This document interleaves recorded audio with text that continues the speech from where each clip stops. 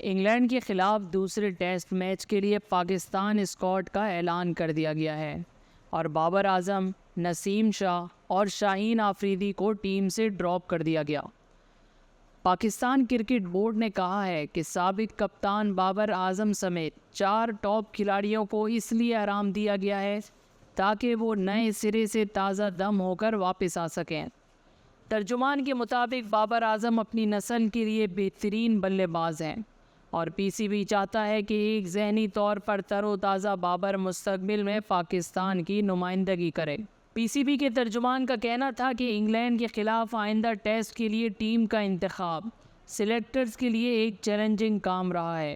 انہیں کھلاڑیوں کی موجودہ شکل، سیریز میں واپسی کی عجلت اور پاکستان کے 2024-25 کے بین الاقوامی شیڈول پر غور کرنا تھا۔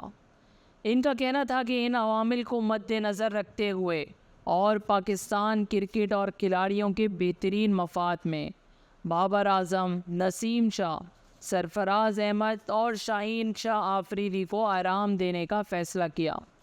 ترجمان نے کہا کہ اس کے ساتھ ساتھ پی سی بی ہمارے نوجوان کھلاڑیوں اور ڈومیسٹک پرفارمرز کو انگلینڈ کی مضبوط ٹیم کے خلاف اپنی صلاحیتوں کا مظاہرہ کرنے کے مواقع فراہم کر رہا ہے۔